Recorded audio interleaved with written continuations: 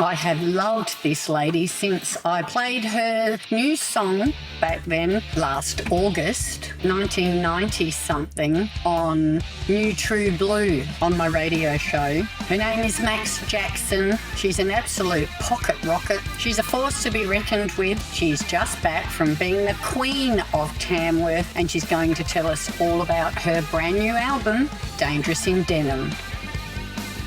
You're Cheryl Lee, that radio chick, and I'd like to welcome into the Zoom room today, Max Jackson. Thanks for spending some time with us today, Max. Oh, thank you for having me. It's so good to be here. You must be on top of the world. You've just finished Tamworth and scooped the pool, I think. Congratulations. Oh, thank you so much. Yes, we just arrived home yesterday after a massive 10 days, and it was just so many incredible things happened at the festival. We sold out our very first show at the Long Yard, which was so exciting, and it cemented in my mind the fact that I think I have the nicest fans in the world. I definitely consider them more friends than fans, and that was awesome. And then ended up with a golden guitar for Female Artist of the Year, which is so exciting. And that is the second year in a row. Second year in a row. Wow. Honestly, saying that is so crazy. I'm actually looking at it across the room. I've got to move some things around and find a spot up here for it. But yeah, second year in a row. And I'm very proud to be a female voice in our Australian country music industry. And yeah, it's an absolute honour. You're going to have a bigger shelf. We've actually just moved into our house that we bought. We thought, it'd look really cool if we did some little floating shelves up there. Yeah, who knows? We might be able to put a couple more somewhere later down the line.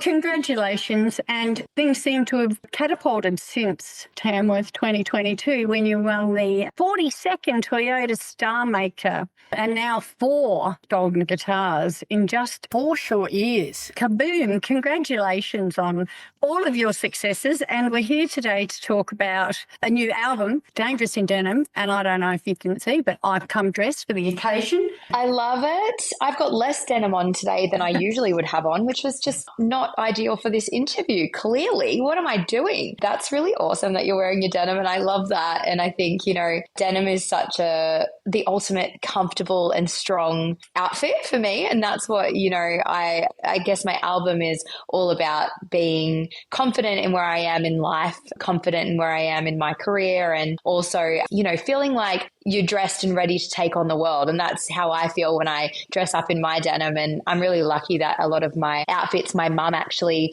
makes my outfits for stage as well. So all the denim things that people see me wearing on stage, my mum and I collaborate on. But this music has been a long time coming. People have been saying to me for so long, when are you going to release an album? When are you going to release an album? And it was really important to me that the album didn't feel like just a collection of singles. I think that that's like something that has really happened over the last, few years now, that streaming and all of that is such an important part of making music. And obviously people consume a lot of the time one song at a time. But I think that country music fans still love the collection of music and the album. And I guess the 5 songs that haven't been heard on the album yet are like the glue that glue all of the songs that people have already heard from me together. And it feels like a beautiful collection of music that tells a story and takes you on a journey of highs and lows. And so I would definitely urge that if anyone loves listening to a collection of music, listen from the beginning to the end, make sure the shuffle is turned off. The exciting thing too is we actually have vinyl, CD,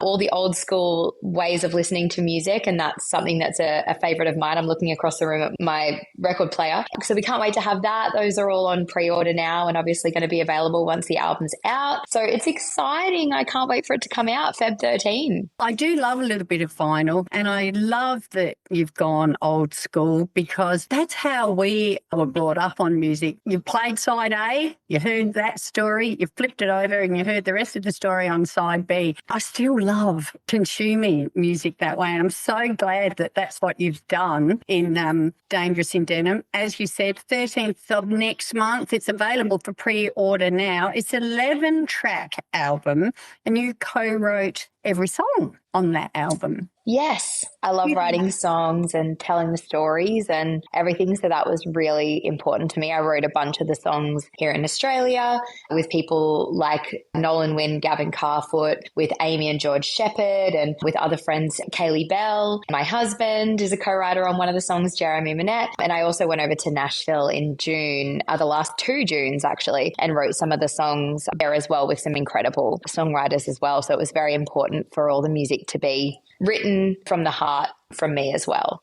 Really awesome. You've collaborated with some lovely souls in country music, sharing the love around. That's it. The last track on the album is A Little More Country, and that won the #1 Golden Guitar Single of the Year.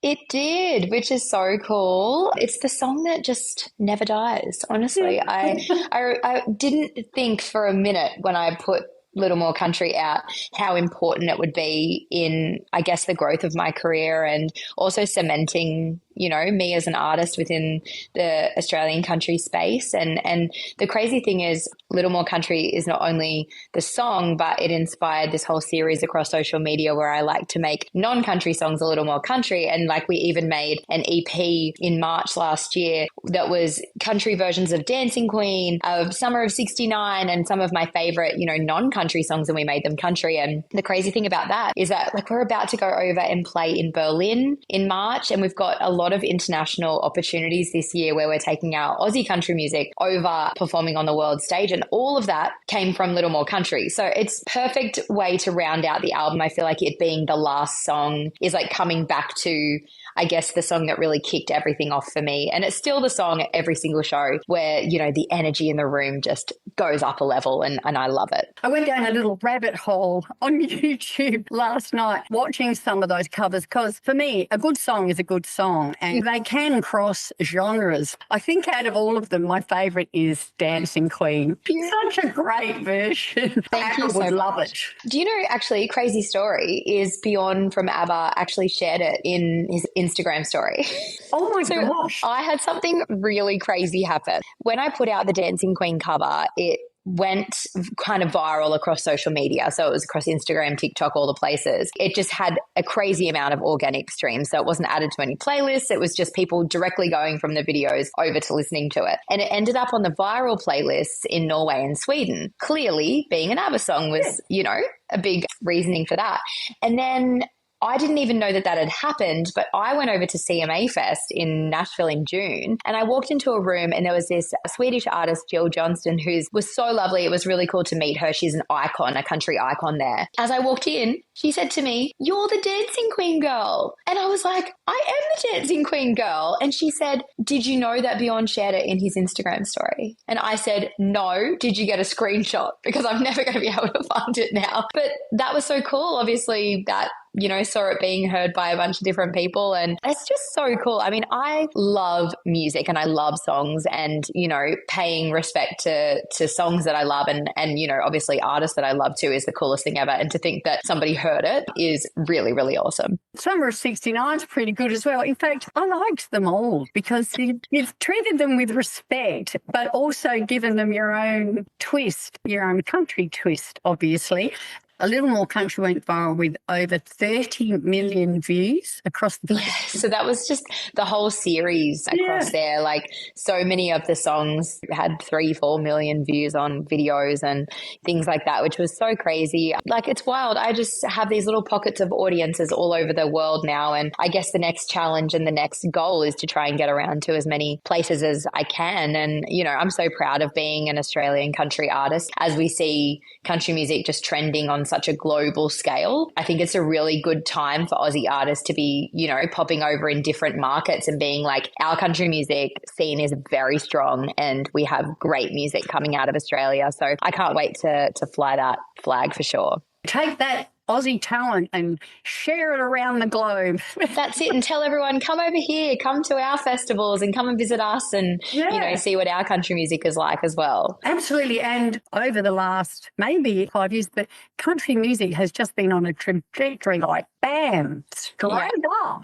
Yeah, I grew up with 90s country, the music that, I absolutely loved. And my mum would play me. My mum took me to Gina Jeffries concert, to Becky Cole concerts, to Troy Cassadaly and Lee Kernaghan, and Tanya Kernaghan, I remember, came out and played at our rodeo out in Coonamble. And then also she would play Shania Twain and Dolly Parton and so many incredible artists in the 90s. And I think I was actually, I don't know whether it was Gina or somebody said to me that they sort of feel like right now in country music feels like it did in the 90s, where there was this massive boom and everything was cool. Like, it's everything from the music, but it's all the way through. Like, I'm walking through a normal shopping center and seeing cowboy hats, boots, belt buckles. Double denim. You're seeing like double denim, you're seeing Western homewares and leather things and, everything that studs and everything that was really, I guess country to me. Everywhere. It's so cool to see all of that. So it's a great time to be having, obviously my career reach some new heights as well. Yeah. Another feather in your cap. Your song from the album A Country Heart Can was on Channel 7's Farmer Wants a Wife. That's a great accolade. It was so cool to get the call up. There's not many opportunities in Australia now where you can get on the TV and, play particularly original music as well. So it was cool to get the call up from Farmer Wants a Wife to be the performer. It inspired me writing that song, actually. So I had the idea written down, but they basically said, we need your songs in 2 days' time. I said, well, I'm going to just decide to be an overachiever and try and write a song for it. And I even had to call up my friends, the Wolf Brothers, and be like, can I steal a couple of hours from you in the studio? Because they were in the studio with my producer who produces their music as well, Rod McCormack. And I said, can I steal a couple of hours with Rod? Because I really want to put down a version of this song, because I can't tell you what it's for because I have had to sign a non-disclosure agreement, but it's for a TV show and it's important. And I'm so glad that I had that opportunity that inspired me to finish off that song that was already there. And it was just the perfect moment to write it and record it. And I'm so glad we released it. It was nominated for Song of the Year as well at the Golden Guitars. Didn't take it out, but I'm very proud of that song. No, it's great. And you mentioned country music in the 90s. I also watched your great video for 1990 something. How cool is that? Those girls, those line dancers, they're so cool and they're so spunky.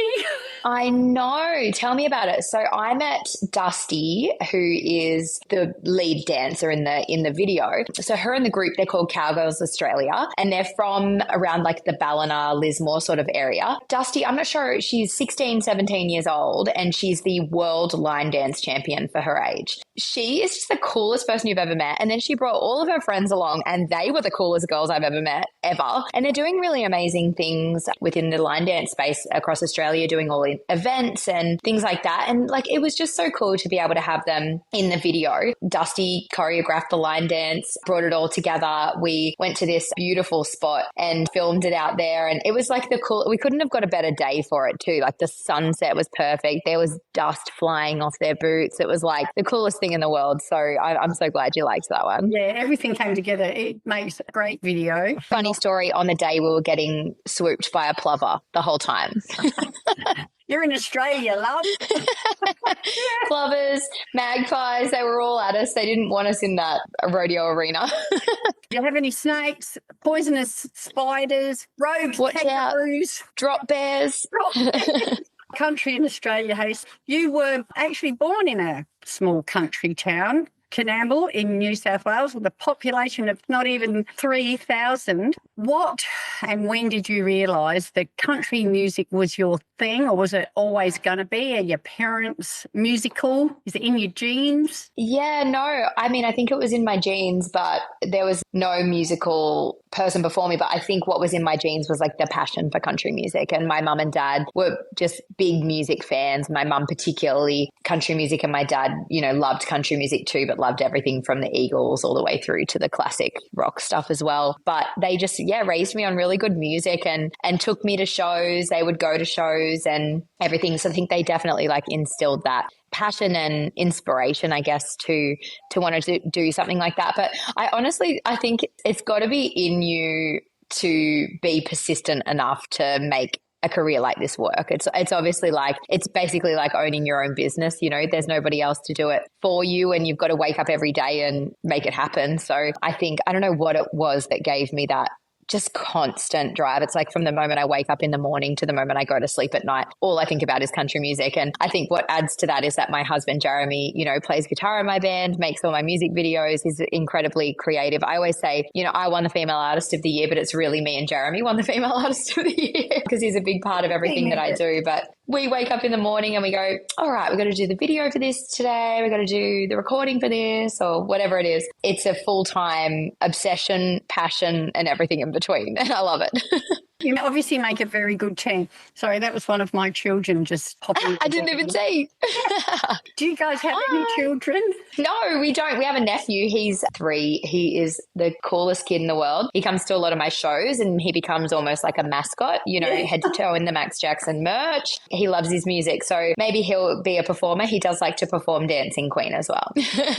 Any other hobbies? I know this is your passion, but when you're not singing and performing, is there anything else that you love to do? You know, I really love I love classic things. So I really love art. Like now that we have our house, I love trying to find art that I love, and we love going like vintage shopping or, you know, antique shopping and things like that. So I guess, yeah, that would be a hobby. I keep saying, I think I'm going to start painting myself. And I don't know what it is in me that makes me have any sort of confidence in the fact that I would be good at it. But I'm like, that's something I would like to do more of in the future, is maybe try and start doing my own, you know, art pieces and things like that. But, you know, music takes up a lot of our time. But the cool thing is that music is a hobby. As much as it's a full-time job for us too, we just still have so much love and passion for listening to music, going and seeing music ourselves, and also the music that we make. So we definitely love spending a lot of our time doing that. It's great when you can marry your passion with your work, and then you never work a day in your life, right? That's it. And I really do. I love what we do, and we all do. We're so lucky in our band. Everybody is so, you know,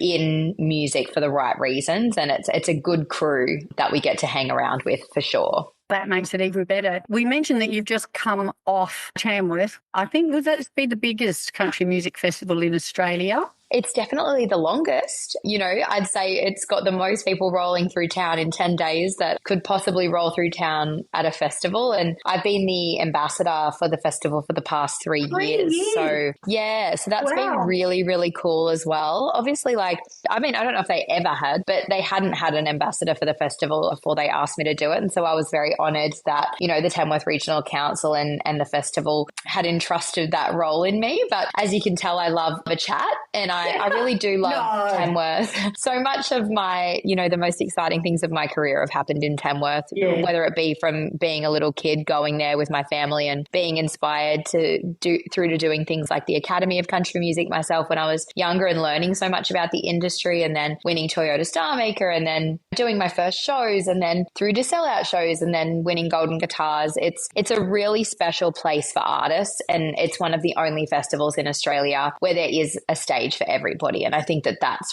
really, really cool. About a dozen of my friends went over and I had such FOMO.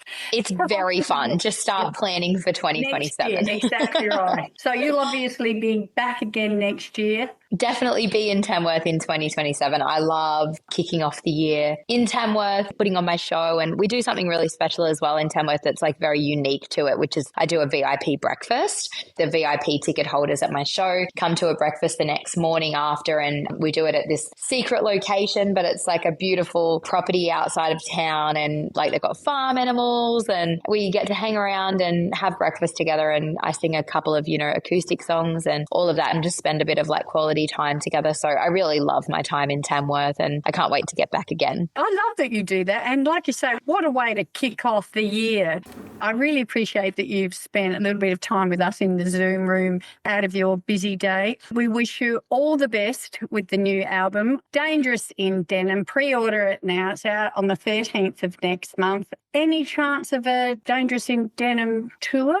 Absolutely. Yes, the dates are coming. We are so excited to tour this music around Australia and make sure that we can get into, you know, as many spots as we possibly can. So definitely keep an eye on my social media. I'm always on there, hopefully entertaining people and making them laugh and smile and all those good things, but keeping you informed about what's happening. So that's at Max Jackson Music is the place to find everything. And you can head to my website, is where you'll find all the pre-orders for the vinyl and CDs, which is maxjackson.com.au. Thank you you for that. Is that a scoop? Did you hear that first here? There's a tour coming. Tour coming. Yes, this is the place to find out everything important right here with you, Cheryl. Thank you. That's right. Thank you again. And look, you enjoy the rest of your day, you and your lovely husband. And Thank you so much. if I don't see you in Adelaide on your tour before. Yes, hopefully. I'll see you next year in Tamworth. I'll see you down the front. Yes, for sure. No, I think we'll be coming your way for sure. Thank you so much, Cheryl. I appreciate your time.